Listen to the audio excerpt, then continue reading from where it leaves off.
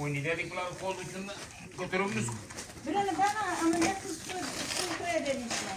150 milyon. Ya bu 46 oldu. 150 milyon. Yok da ikisinden bir koyasılar. Sen koy kolamı. Ama yaptılar. Amin bay. Birinçilerde bir network'ana bakalım, network'ana. Lazerlerini çasom. Ne elengele baracağım. Bu elenge mi? Elengenin yaxşısı deysen ko? Yok normal mi? Ha, normal mı bu? Ha, bu ortaça seken ba. Uşağın barazına. 8 mi zaman? 8 ba. İna bu 7 mi bu? Evet öyle. Lazerle var ya. 7 min so'm ekan bu yine. Elenge 8 7. Tutup durun koya kıstanma. Acayip lazer. Gözüm şöyle bana Ha, bu lazer mi?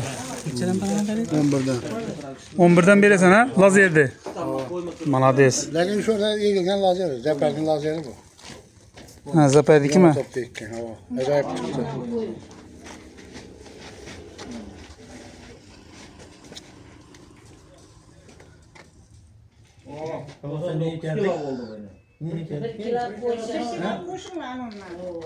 Bunu şarkını sorttuğundan bak. 11'den. Malades lekin lazer ha 11'den ha. Sortuna kadar her xil bürüşte var. Her xili birinchi bor ha. Nechalik desa tovladi.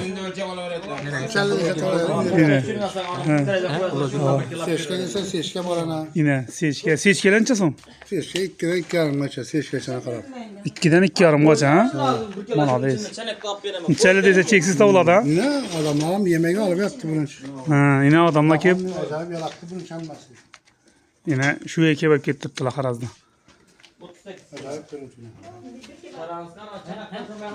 Kepek kızına kepek yanma. Kepeklar necha so'm?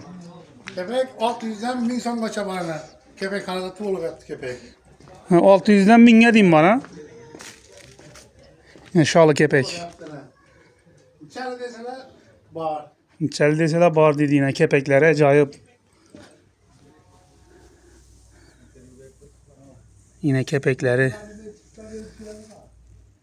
600'dan 1000 so'mga deyim bor deydi.